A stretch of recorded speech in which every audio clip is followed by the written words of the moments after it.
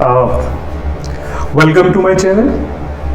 बच्चों, मैं इसके पहले एक फर्स्ट वीडियो में मैंने आपको इंग्लिश से रिलेटेड कुछ क्वेश्चंस डिस्कस किए थे और टाइप्स डिस्कस किए थे। पैटर्न हमने आपको हर एग्जाम का बताया था। आज की इस क्लास में मैं काफ़ी बेसिक चीज़ आपको बताने वाला हूं, जिसे बच्चों हम लोग बोलते हैं कंसेप्ट ऑफ नाउन। आज मैं आपको इस पूरे क्लास में जो समझाऊंगा उसका नाम है कंसेप्ट ऑफ नाउन। आज का हमारा टॉपिक का नेम यही है, नाउन्स के कंसेप्ट हम डिस्कस करने जा रहे हैं। अब यहां पे हम सीखने वाले हैं एक्चुअल में नाउन होता क्या है। देखो बच्चों, ऐसा कोई भी स्टूडेंट ना हो, अगर वो इंग्लिश पढ़ रहा है तो बच्चों फिक्स है कि उसके वो नाउन कभी ना कभी पढ़ा होगा। बट जो मैं कंसेप्ट आपको बता रहा हूं, यह चाहे आप एकेडमिक के बच्चे हो या कॉम्पिटिटिव एग्जाम की तैयारी करते हो या आप स्कूल में हो या आप इंटरमीडिएट में हो, ये कंसेप्ट सारे बच्चों के लिए है। देखो बच्चों, नाउन कहा किसे जाता है? अगर आपसे कोई नाउन के बारे में पूछता है तो आप क्या बोलिएगा कि भाई noun is the name of person, place और थिंग, ऐसे करके। मेरी बात ध्यान से सुनो बच्चों। नाउन जो है, एक थोड़ा और मैं इंफॉर्मेशन दूं, इंग्लिश लैंग्वेज के बच्चों मैक्सिमम ऐसे वर्ड है ना जो किसी ना किसी भाषा से लिए गए हैं। जैसे ब्रदर संस्कृत के भ्रात वर्ड से बना हुआ है, फादर पितृवर्ड से बना है। वैसे ही ये जो नाउन वर्ड है ना बच्चों, ये एक लैटिन वर्ड नोमेन से बना होता है और जिसका मीनिंग होता है नेम। याद रखिएगा, इसको बच्चों हम लोग नेम बोलते हैं। यानी कि नाउन का भी मीनिंग अगर निकाला जाए तो नेम ही होगा। अगर मुझे इसको डिफाइन करना हो, याद रखिएगा, तो मैं इसको ऐसे बोल दूंगा, any name is called noun. आप किसी भी नाम को बच्चों नाउन कहोगे। ये मेरी बात ध्यान से सुनिए। अब यह कंसेप्ट आपको सेंटेंस में अप्लाई करना है। आपको इसको रटना नहीं है कि any name is called noun.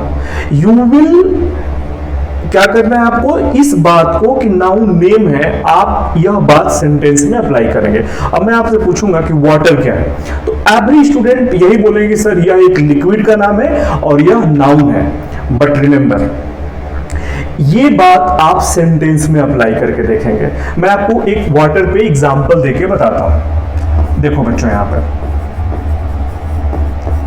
जैसे बच्चों मैंने पहला लाइन लिखा, गिव मी वाटर। फिर मैंने एक सेंटेंस लिखा, I saw a water bird. फिर मैंने लिखा यहां पे बच्चों, वाटर द प्लांट्स। आपको यहां पे 3 जगह पे बच्चों हमने वाटर दिखाया, लिखा हुआ आपको 3 जगह पे वाटर दिख रहा है। अब जो बच्चे रटे हुए हैं कि वाटर नाउन है, उनसे सेंटेंस का कंसेप्ट क्लियर नहीं होगा, नाउन का कंसेप्ट क्लियर नहीं होगा। आपको कैसे आइडेंटिफाई करना है? आपको आइडेंटिफाई करना है बच्चों कि सेंटेंस में क्या वो नेम का काम कर रहा है कि नहीं। आइए मैं पहले इसको देखिए। मैंने इस लाइन में लिखा है वाटर द प्लांट्स। इसका मतलब होता है बच्चों पौधे को पानी दीजिए। तो यहां पे यह है तो वाटर, लेकिन काम किसका कर रहा है? काम कर रहा है एक्शन का। यह एक एक्शन बताने का काम कर रहा है। पानी देना एक एक्शन है। इसको हम ग्रामर टर्म में वर्ब बोलते हैं बच्चों। This is verb. Second line में लिखा है, I saw a water bird. मैंने बर्ड देखा, लेकिन बर्ड की क्वालिफाई क्या है, मॉडिफाई क्या है कि वो वाटर वाली है। यानी यह बर्ड के बारे में बता रहा है, और जो बारे में बताता है ग्रामर के सेक्शन में उसको हम एडजेक्टिव बोलते हैं। पहले लाइन को अगर आप ध्यान से देखोगे तो इसमें लिखा है, give me water. I am asking something which name is water। तो जैसे ही नेम का कंसेप्ट आएगा तो बेटा वो वर्ड क्या है आपका? नाउन है। पूरा का पूरा ग्रामर इसी पर है बच्चों। जिस दिन आपको वर्ड आइडेंटिफाई करने आ गया, अब वर्ड कैसे आइडेंटिफाई करना है, रट के नहीं। सेंटेंस में अगर नेम का काम कर रहा है तो नाउन है। सेम, अब जैसे मैं पूछूंगा कि ब्लैक क्या है, जैसे ये ब्लैक है, आप कहोगे सर यह एक कलर का नाम है, नाउन है। लेकिन क्या इस ब्लैक टी शर्ट में ब्लैक नाउन है? नहीं, वो टी शर्ट को मॉडिफाई कर रहा है, वो एडजेक्टिव है। अब मैं आपसे पूछूंगा कि बच्चों रनिंग क्या है, तो आप बोलोगे सर वर्ब है। अब मैं 2 एग्जांपल दिया। मैंने बोला I am running very fast, और एक सेंटेंस में मैंने बोला running is good for health. अब दोनों सेंटेंस को समझिए। पहले लाइन में एक्शन को एक्सप्रेस कर रहा है I am running very fast, लेकिन दूसरे लाइन में क्या कहा जा रहा है, running is good for health. तो रनिंग को एज अ नेम यूज किया जा रहा है। तो बेटा पहले सेंटेंस में जहां रनिंग वर्ब है, दूसरे सेंटेंस में रनिंग आपका क्या है, नाउन है। तो बच्चों ऐसे ही आपको नाउन का आइडेंटिफिकेशन करना है। अब थोड़ा सा आपको और आगे ले चलता हूं, इसके कुछ बेसिक टर्म्स को के बारे में बताता हूं।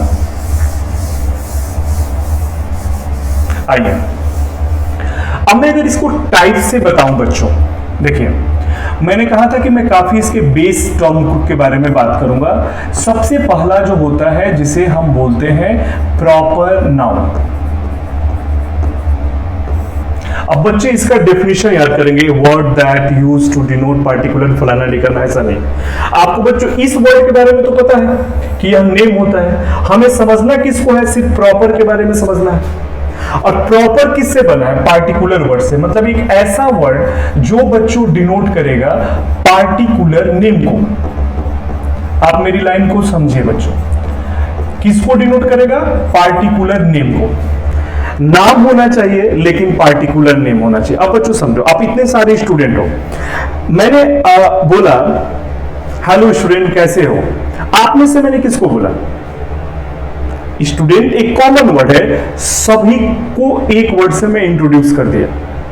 ठीक है, मेरी बात ध्यान से समझिए बच्चों। अब मैं बात करूं, जैसे आपका नाम रवि है, मैंने कहा hello Ravi how are you. जब मैं रवि बोला तो आप ही मेरे से बात किए, यानी कि आप इन सारे स्टूडेंट में से एक पार्टिकुलर आपका नाम है। तो यानी कि रवि एक पार्टिकुलर नाम है बेटा, यह एक प्रॉपर नाउन है। अब मैं आपसे पूछूं कि मैं बहुत सारी कंट्री गया हूं, कौन सी कंट्री गया हूं, कंट्री तो सारे वर्ड के लिए, सबके लिए आप यूज कर सकते हो, लेकिन मैं अगर उन कंट्री में किसी स्पेशल कंट्री का नाम बोलूं, जैसे मैं लास्ट ईयर ऑस्ट्रेलिया गया था, तो बेटा नेम, कंट्री के नेम में ऑस्ट्रेलिया एक पार्टिकुलर नाम है, वो हो गया आपका प्रॉपर नाउन। अगर आप इसको एग्जांपल से लिखना चाहते हैं तो आप इसको ऐसे लिख सकते हैं, किसी भी व्यक्ति का नाम, जैसे बच्चों राम हमने लिखा, हमने यहां पे दिल्ली लिख दिया, इंडिया लिख दिया, इंडिया के साथ साथ बच्चों मैंने ताजमहल लिख दिया। ऐसे वर्ड पार्टिकुलर नेम है और ये एक होते हैं, इसीलिए इसका पहला लेटर हमेशा कैपिटल लिखा जाता है। अब जैसे रवि, मान लीजिए इस क्लास में 10 बच्चे हैं और 10 का नाम रवि हो, तो क्या रवि प्रॉपर नाउन होगा? बिल्कुल नहीं होगा, क्योंकि पार्टिकुलर का मतलब होता है जो खास होता है। आई होप कि आपको प्रॉपर नाउन अच्छे से समझ में आ गया होगा। प्रॉपर नाउन जैसे ही आपको समझ में आ गया तो बच्चों आप सेकंड चलिए। सेकंड को कहा जाता है कॉमन नाउन। और बच्चों इस कॉमन नाउन का कंसेप्ट क्या है, अगर आपको ये समझ में आया है तो ये भी आपको अच्छे से समझ में आएगा।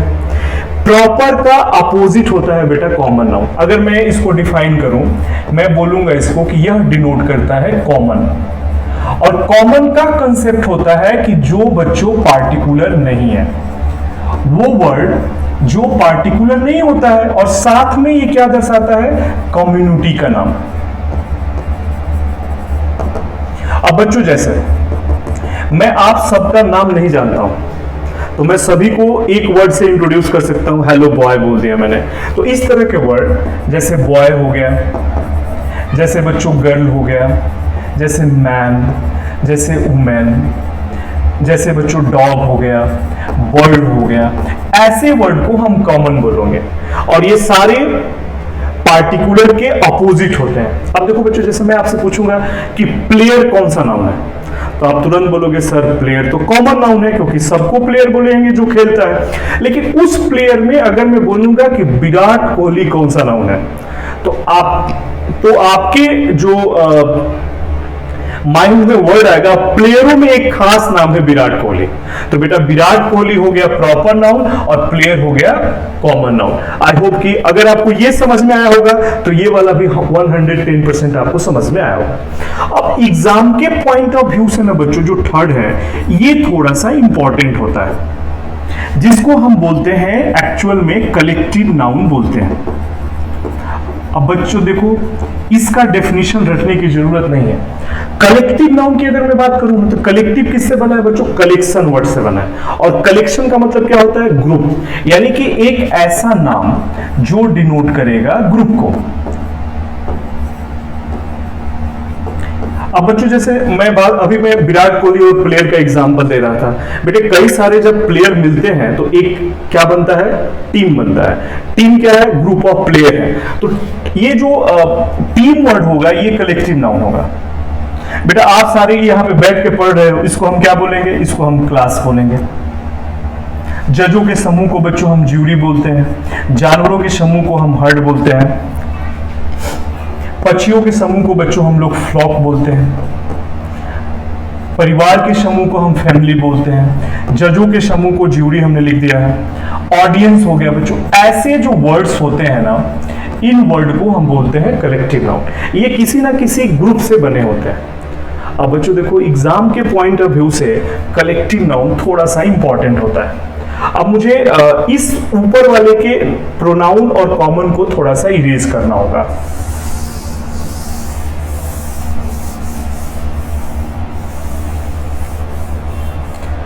मैं इसको भी इरेज करता हूं।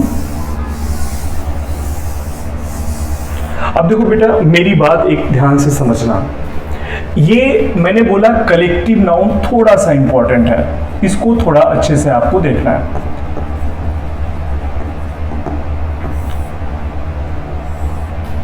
देखो बेटा ये जो कलेक्टिव नाउन है,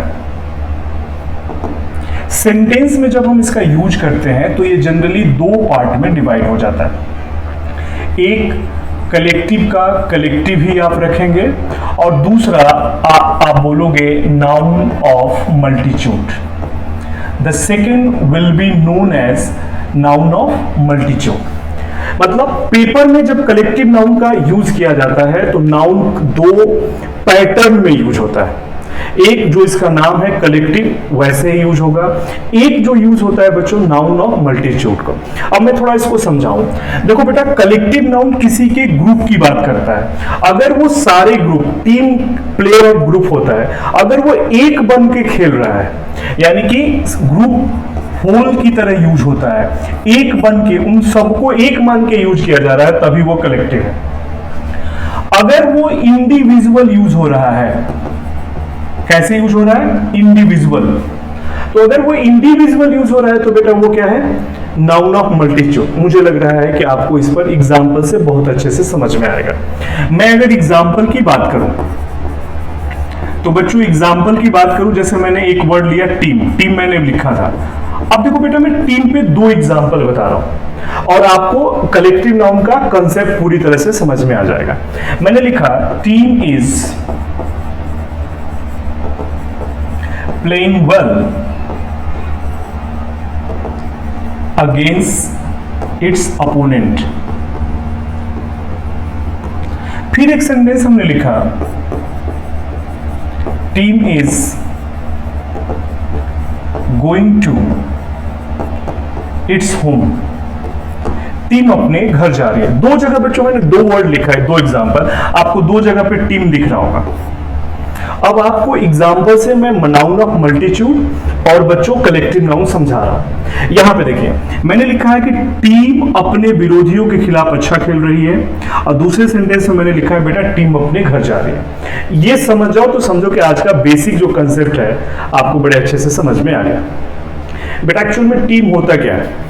टीम का मतलब होता है ग्रुप ऑफ प्लेयर्स। अब जब मैच होता है तो हम लोग ये नहीं बोलते हैं कि इंग्लैंड के खिलाफ विराट कोहली खेल रहा है, इंग्लैंड के खिलाफ शुभमन गिल खेल रहा है, नहीं, हम बोलते हैं इंग्लैंड के खिलाफ इंडिया खेल रही है। हम सारे प्लेयर को एक बना के रिप्रेजेंट करते हैं। तो जब मैच होता है तो इस वाले सेंटेंस में टीम का यूज कैसे हो रहा है? टीम का यूज बिल्कुल होल के रूप में यूज हो रहा है, मतलब this is right collective noun. Second line में लिखा गया है कि टीम अपने घर जा रही है। बेटा टीम का कोई घर होता है? हम तो बोल दिए टीम घर गई। घर कौन जाता है? प्लेयर जाता है। हम बोल टीम रहे हैं, हम बोल टीम रहे हैं, लेकिन बेटा हम यूज कैसे कर रहे हैं इसको?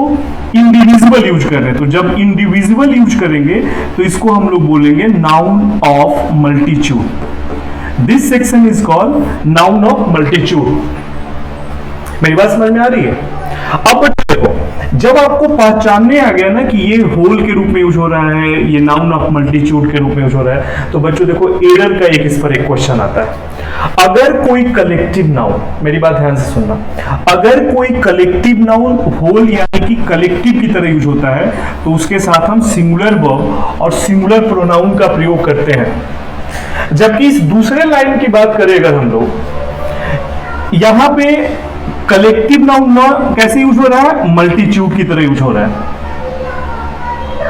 मल्टीट्यूड की तरह यूज हो रहा है बच्चों। तो मल्टीट्यूड की तरह यूज होगा तो बेटा ये जो वर्ब है, ये जो वर्ब है बेटा ये क्या होगा, सेम नाउन अगर कलेक्टिव नाउन की तरह यूज हो रहा है, होल की तरह, तो उसके साथ हम सिंगुलर वर्ब लगाते हैं और उसके साथ सिंगुलर प्रोनाउन का हम यूज करते हैं। लेकिन उसी वर्ड में अगर मैं उसी वर्ड की बात करूं, नाउन ऑफ मल्टीट्यूड की तरह काम करे, तो बेटा उसके साथ हम प्लूरल वर्ब का प्रयोग करेंगे और प्रोनाउन हो जाएगा हमारा देयर और यहां पे हो जाएगा होम्स। यानी कि टीम इज भी सही है, टीम आर भी सही है, ये डिपेंड करेगा कि किस बच्चे को ये वाला समझ में आ रहा है। अब मैं ना आपको एक और, मुझे लग रहा है कि एक आपको और एग्जांपल देना चाहिए। चलो बच्चों, मैं नीचे एक एग्जांपल देता हूं। एक ऑडियंस का एग्जांपल दिया मैंने, जैसे मैंने यहां पे लिखा ऑडियंस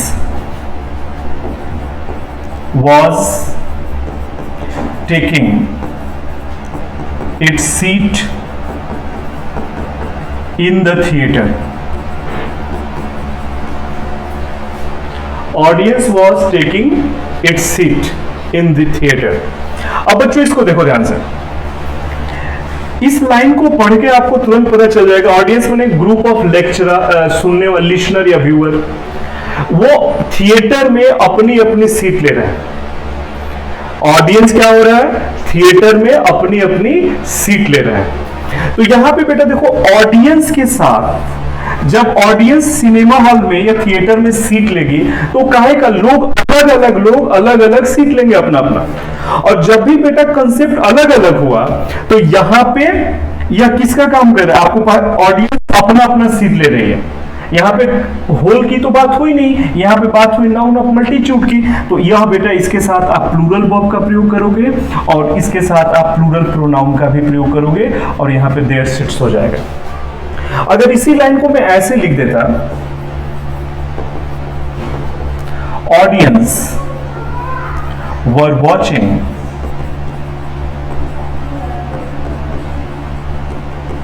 क्लासिकल मूवी। इस लाइन को देखो बच्चों, मैंने कहा audience were watching classical movie. तो जैसे मैं अब इस लाइन को देखो, क्लासिकल मूवी देख रहे हैं, तो ये सारे एक की तरह यूज हो रहे हैं। यहां पे ऑडियंस का कंसेप्ट कैसा हो रहा है, होल की तरह हो रहा है। और जब बच्चों होल की तरह यूज हो रहा है तो यह कलेक्टिव है, तो वर्ब यहां वर्ब की जगह पे क्या हो जाएगा, वॉच हो जाएगा। आई होप कि आपको कलेक्टिव नाउन काफी अच्छे से समझ में आ गया होगा। ठीक है बच्चों, अब मैं बात करूंगा बाकी के इसके रेस्ट जो टाइप होते हैं उसको देखिए।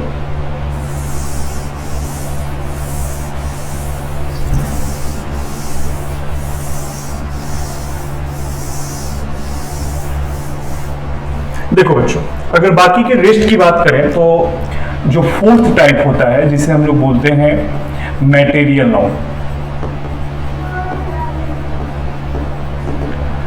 और बेटा मैटेरियल नाउन वो नाउन होता है जो डिनोट करता है the name of substance.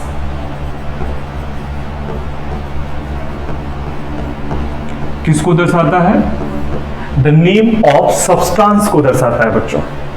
Substance का मतलब होता है कोई भी पदार्थ, यानी वो पदार्थ जो मेजरेबल हो, अगर आप उसको माप सकते हो तो बेटा वो हो गया आपका मटेरियल नाउन। जितने लिक्विड फॉर्म में वर्ड्स होते हैं, जैसे इसमें आप ऑयल रख सकते हो, मिल्क लिख सकते हो, वाटर लिख सकते हो, गोल्ड लिख सकते हो, ऐसे वर्ड को बेटा हम मटेरियल नाउन बोलते हैं। अगर मैं बात करूं 5 पार्ट के इसके, तो देखो बेटा एग्जाम, स्पेशली कंपटीशन के एग्जाम के पॉइंट ऑफ व्यू से ये पॉइंट ऑफ जो 5 होता है काफी इंपॉर्टेंट होता है, जिसे बच्चों हम बोलते हैं ऑब्स्ट्रैक्ट नाउन। देखो बेटा ऑब्स्ट्रैक्ट नाउन किसको रिप्रेजेंट करेगा? ये डिनोट करता है द नेम ऑफ तीन चीजों के नाम को। सबसे पहला होता है बच्चों स्टेट के नाम। अब आपसे कोई पूछेगा what do you mean about the name of state? अब स्टेट माने UP state, Delhi state, MP state नहीं। स्टेट का मतलब हो गया बच्चों किसी के पोजीशन का नाम। जैसे अभी आपकी क्या स्थिति है? अभी आप चाइल्डहुड पे हैं, तो बच्चों हम चाइल्डहुड जो लिखेंगे ये हमारा हो जाएगा अब्स्ट्रैक्ट नाउन। यूथ है आप, ऐसे वर्ड। दूसरा जो इसके अंतर्गत आता है वो होता है बच्चों एक्शन का नाम। अगर कोई वर्ब नाउन का काम करता है, जैसे इनफॉर्म से बनने वाला वर्ड इंफॉर्मेशन, जैसे बच्चों एडवाइस, जैसे बच्चों वर्क। इसी तरह से अगर हम थर्ड की बात करें जिसे हम लोग बोलते हैं क्वालिटी का नाम। देखो बेटा क्वालिटी का एक्चुअल में क्या कंसेप्ट होता है? अगर मैं क्वालिटी की बात करूं तो क्वालिटी वर्ड सुनते ही बच्चों के दिमाग में एडजेक्टिव आता नहीं। एडजेक्टिव है जो नाउन के बारे में बात करेगा, और जो खुद नाउन की तरह यूज होगा बेटा वो अब्स्ट्रैक्ट नाउन होगा। जैसे देखो ब्यूटी, आप इस ब्यूटी वर्ड को देखो, ब्यूटीफुल नो डाउट एडजेक्टिव है, ब्यूटी हो गया, आपका ट्रूथ हो गया, जैसे ऑनेस्टी हो गया बच्चों। अगर मैं ऑनेस्टी की बात करूं तो ये सारे के सारे क्या है? अब्स्ट्रैक्ट नाउन है। ये बात आप ध्यान में रखिएगा बच्चों। ये था नाउन का कुछ बेसिक कंसेप्ट। अगर यही चीज अगर मुझे बेस से ना पढ़ाना हो तो मैं आपको नाउन एक अलग तरीके से भी समझा सकता हूं। देखिए मैं इसको इरेज करता हूं।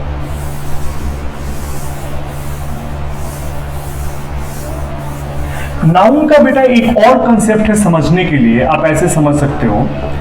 एज काउंट आप बुक वगैरह में पढ़े होंगे, हम नाउन को ना दो पार्ट में डिवाइड कर सकते हैं। एक पार्ट को बच्चों हम बोलते हैं काउंटेबल नाउन, और जबकि दूसरे पार्ट को हम बोलते हैं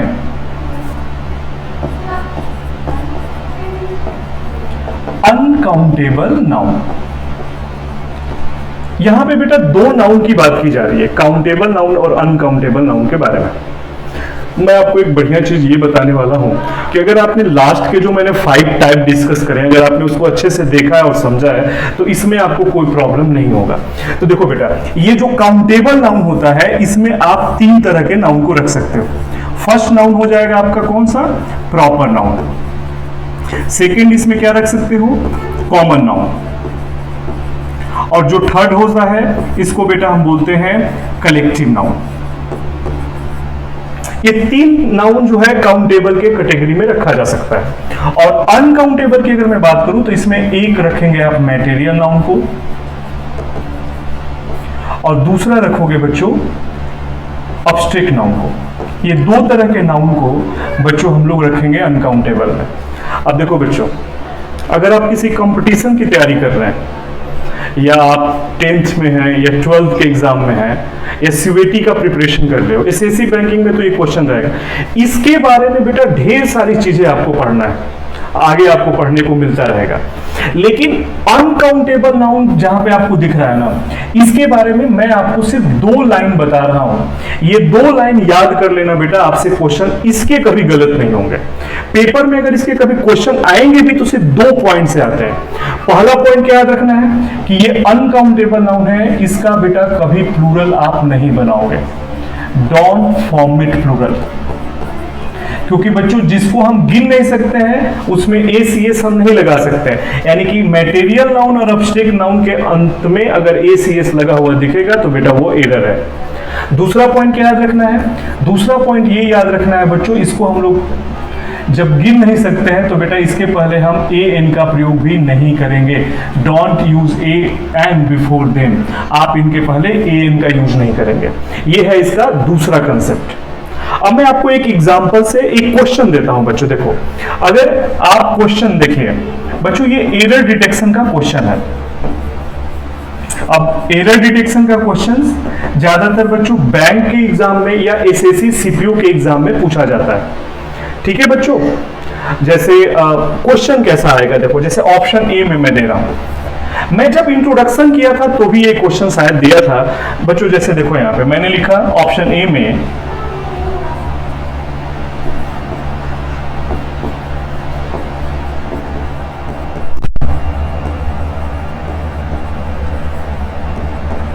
और ऑप्शन बी में लिखा बच्चों हमने